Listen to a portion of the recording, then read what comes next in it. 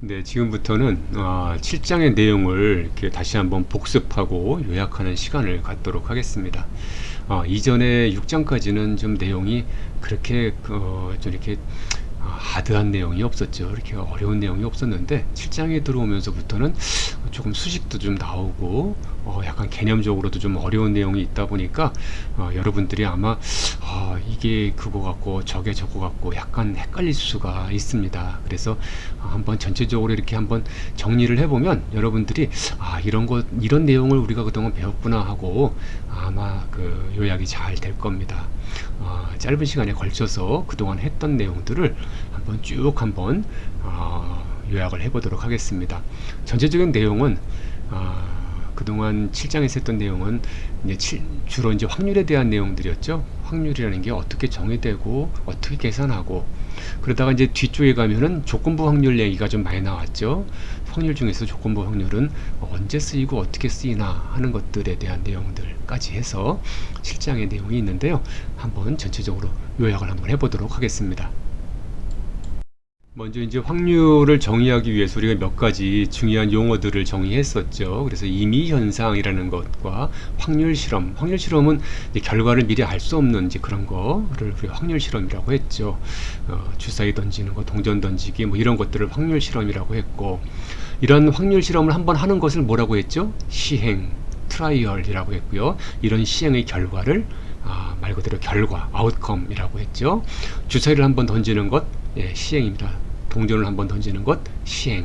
그리고 동전을 던졌더니 안면이 나왔다. 이건 결과. 네, 이런 내용들 우리가 용어를 한번 살펴봤었죠. 다음에 이제 확률에서 아주 중요한 용어가 표본 공간이라고 하는 용어라고 했죠. 영어로 샘플 스페이스, 표본 공간. 어떻게 정의됩니까? 어떤 시행으로부터 얻을 수 있는 모든 가능한 결과들을 모아놓은 것을 표본 공간이라고 했죠. 그래서 보통 S 또는 오메가 이런 집합 표시를 한다고 했습니다. 표본 공간이 중요한 이유는 뭐냐면 어떤 확률을 구하는, 그 확률을 정의하고 구하고 할 때 표본 공간으로부터 정의되고 구하고 하기 때문에, 그래서 표본 공간이 아주 중요한 용어라는 설명을 한 적이 있습니다. 예를 들어서 주사위를 한번 던진다. 표본 공간 뭐가 되죠? 네, 1, 2, 3, 4, 5, 6 이 전체 가능한 모든 결과들의 집합이 되겠고요. 동전을 하나 던진다. 네, 앞면 아니면 뒷면 이렇게 되겠고요. 주사위를 이번엔 두 개 던진다. 뭐가 되죠? 네, 다음과 같이 11에서부터 66까지 36가지의 모든 가능한 결과들이 표본 공간이라고 했었습니다. 네, 기억이 나시죠? 표본 공간과 더불어 중요한 또 한 가지 용어가 뭐냐면 사건이라고 했었죠. 사상이라고도 하고 영어로는 이벤트라고 하는 사건이라는 용어가 아주 또 중요한 용어라고 했습니다. 사건은 뭐냐 하면 표본 공간의 일부, 뭐 조금 전문적인 우리 학술 용어로는 부분 집합이라고 할 수 있겠죠. 표본 공간이 집합이니까 표본 공간의 일부는 부분 집합이 되겠죠. 그래서 이런 표본 공간의 일부, 부분 집합을 우리는 사건이라고 한다.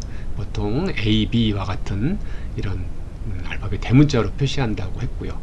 예를 들어서 주사위를 한번 던질 때 이 표본 공간은 1서부터 6까지 이렇게 구성이 되지만, 우리가 그 중에 일부인 2, 4, 6을 하나의 집합으로 표시를 하면 이것은 표본 공간의 일부이기 때문에 사건이 됩니다. 주사위를 던졌을 때 2 또는 4 또는 6 중에 하나가 나오면 우리는 사건 A가 일어났다, 사건 A가 발생했다 라고 얘기를 한다고 했죠. 확률이라고 하는 것은 사건의 확률이라고 얘기했죠. 확률은 사건의 확률입니다. 어떤 확률을 구할 때 우리는 그 사건을 먼저 정의하고 이 사건이 발생할 확률은 얼마가 되는가 이렇게 따져나가기 시작합니다. 그래서 우리는 표본 공간과 사건이 중요한 용어이고, 표본 공간과 사건을 정확히 정의를 하고 그 원소를 카운트만 하기만 하면 우리는 확률을 쉽게 구할 수 있다라고 배운 적이 있습니다. 이렇게 우리가 중요한 용어, 표본 공간 그리고 사건 이렇게 용어를 공부한 다음에 그 다음에 우리가 확률에 대한 정의를 공부했죠. 확률은 크게 보면 세 가지의 정의를 가지고 우리가 정의를 할 수가 있습니다. 첫 번째는 이제 고전적 또는 이론적 확률이라고 하는 것, 두 번째는 경험적 상대도수 확률, 세 번째는 주관적 또는 개인적 확률, 이렇게 세 가지가 있다고 했고요. 일반적으로 책에 우리가 일반적인 그 통계학 책에 나오는 것들은 모두 고전적 확률과 경험적 확률이라는 것까지 한번 쭉 살펴봤습니다. 요 세 가지 내용들 간단하게 한번 리뷰를 해보겠습니다. 네, 첫 번째 그 고전적 확률 또는 이론적 확률이라고 하는 것은 동일한 발생 가능성을 가지는 서로 상호 배타적인 이제 이런 상황에서 적용할 수 있는 그런 확률이 되겠습니다. 예를 들어서 주사위를 던진다거나 동전을 던진다거나 이러한 결과들이 한번 시행해서 나오는 결과들이 모든 그 결과들의 그 발생 가능성이 동일하고 또 서로 겹치는 부분이 없고 이럴 때 쓸 수 있는 것으로 다음과 같이 계산한다고 했죠. 우리가 어떤 확률의 그 표시를 할 때 이렇게 그 P라고 하는 것, probability 앞글자죠. 그래서 그 P, A 이렇게 이제 쓰게 되고, 그 다음에 N이라고 하는 것은 표본 공간의 원소의 총 개수를 이렇게 대문자 N, 그리고 N의 A라고 쓴 것은 사건 A의 원소의 총 개수 이렇게 표시를 해서 확률 A의 사건 A의 확률을 계산한다고 했었습니다. 그래서 어떤 사건의 확률인 PA, 어떤 사건의 확률은 사건 A의 확률은 어떻게 구하냐 하면 표본 공간의 원소의 총 개수를 분모로 놓고 그 다음에 사건 A에 관계된 원소의 총 개수를 그 분자에다 놓고 이렇게 구하면 구해진다. 따라서 우리는 표본 공간과 사건 두 가지만 잘 정의하면 고전적 확률은 쉽게 구할 수 있다는 것을 우리 한번 알아본 적이 있습니다. 이거 잘 기억이 나죠? 한번 예를 한번 다음 슬라이드에서 한번 보겠습니다. 예를 들어서 이제 주사위를 2개 던졌을 때 합이 7이 나올 확률이 얼마일까를 한번 계산해 보면, 우리가 먼저 이런 확률을 계산하기 위해서는 표본 공간을 먼저 정의를 해야 한다고 했죠. 그래서 표본 공간은 어떻게 되냐 하면 다음과 같이 주사위 2개 던졌을 때 나오는 가능한 모든 결과들의 집합 36가지, 그렇죠? 그래서 그 11서부터 시작해서 66까지 이렇게 그 36가지의 그런 결과가 모아둔 것이 이제 표본 공간이 되겠습니다.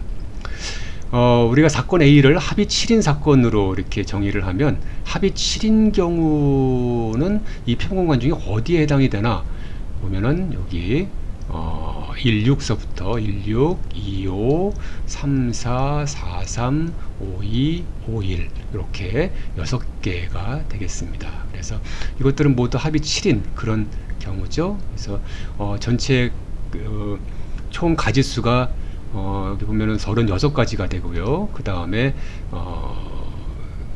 그 사건 A의 가지수는 전부 다 16서부터 6일까지 6가지죠. 그래서 36분의 6 해주면 6분의 1 이렇게 계산이 된다는 거 알 수 있습니다. 제가 요거 그 마우스로 이렇게 하다가 잘 안 되고 그래서 그 펜으로 쓰는 디지타이저를 하나 구입을 했어요. 그래서 한번 써보는데 아주 익숙하지가 않아 갖고 이렇게 좀 쓰는 게 좀 익숙하지가 않은데요. 여러분 이해를 해주시기 바랍니다. 그래도 마우스로 쓰는 것보다는 훨씬 편하기는 하네요. 네.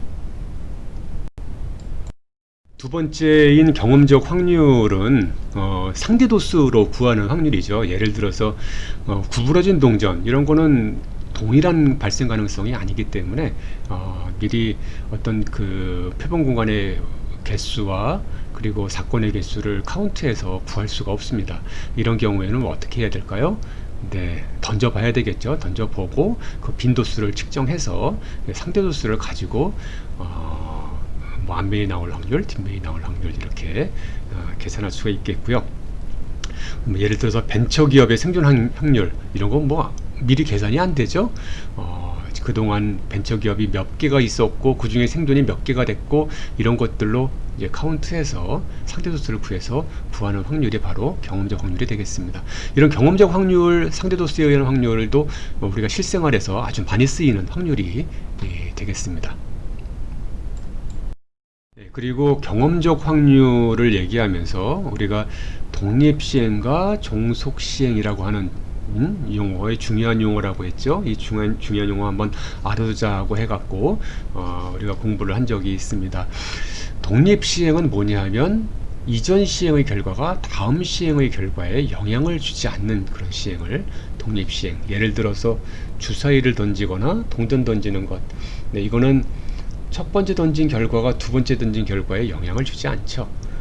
첫 번째 결과와 두 번째 결과가 완전히 서로가 영향을 주지 않는, 서로가 서로에게 영향을 주지 않는 그런 상황이기 때문에 우리는 독립시행이라고 얘기를 합니다. 독립적이지 않은 즉 종속시행은 예를 들어서 이런 것이 되겠죠. 여기 지금 주머니 속에 흰 돌이 2개가 있고 검은 돌이 3개가 있는 이런 상황에서 여기에서 그 돌멩이를 뽑는 방법은 크게 보면 2가지가 있죠. 하나는 복원 추출이 있고요. 또 하나는 비복원 추출이 있고 2가지가 있겠습니다. 복원 추출은 뭐냐 하면 하나 뽑고서 관찰하고 흰돌을 뽑았구나, 검은 돌을 뽑았구나, 그리고 다시 집어넣습니다. 그리고 나서 다시 뽑는 거죠. 그럼 예를 들어서 처음에 뽑았을 때 딱 뽑았더니 흰돌을 뽑았습니다. 그러면 흰돌이구나 하고 관찰하고 다시 흰돌을 집어넣습니다. 그리고 나서 다시 또 뽑아요. 그러면 두 번째 뽑을 때는 첫 번째 뽑을 때와 상황이 똑같은 상황이죠. 그러니까 이렇게 복원 추출을 하는 경우에는 우리가 독립시행이 된다고 할 수가 있겠습니다. 글씨가 잘 써지긴 하는데 아직 좀 익숙하지가 않습니다. 네. 그러나 비복원 추출의 경우에는 좀 상황이 다릅니다. 비복원 추출의 경우에는 예를 들어서 흰돌을 이렇게 처음에 하나를 뽑습니다. 그랬더니 흰돌을 뽑았어요. 그래서 흰돌을 뽑았네. 흰돌을 그냥 놔둡니다. 그럼 현재 주머니 속에는 어떻게 됩니까? 흰돌 하나와 검은돌 3개가 있죠. 그리고 나서 두 번째를 뽑습니다.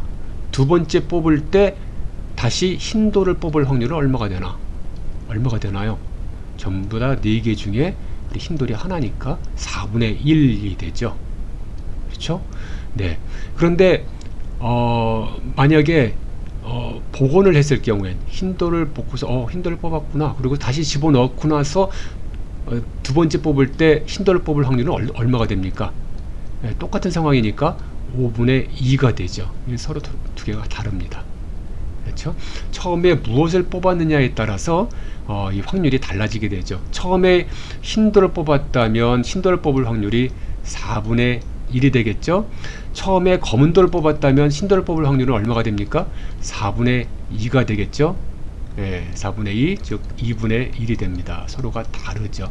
무엇을 뽑았느냐에 따라서 다르게 됩니다. 이런 것을 우리는 종속시행, 한마디로 시행의 결과, 각 시행의 결과가 서로에게 영향을 주는 그런 것이 되겠습니다. 그러니까 한번 시행한 결과가 다음 시행에 영향을 주는 이제 그런 상황을 종속시행, 전혀 영향을 주지 않고 첫 번째나 두 번째나 똑같은 상황인 것, 이것을 독립시행 이렇게 생각하면 되겠습니다. 그래서 이걸 우리 꼭 한번 알아두자고 얘기했었죠. 네, 마지막으로 확률의 세 번째 정의, 주관적 확률이라고 하는 건 이제 개인적 확률 이라고 얘기했죠. 예를 들어서 가장 대표적인 것이 스포츠 경기에서 어디가 승리할지 이런 것을 확률로 구하는 것을 주관적 확률이라고 얘기했습니다. 일반적인 통계학 책에서는 잘 다루지 않는 분야가 되겠습니다. 이렇게 우리가 고전적 확률, 상대도수에 의한 확률, 주관적 확률, 3가지의 확률 정의를 한번 살펴봤었죠.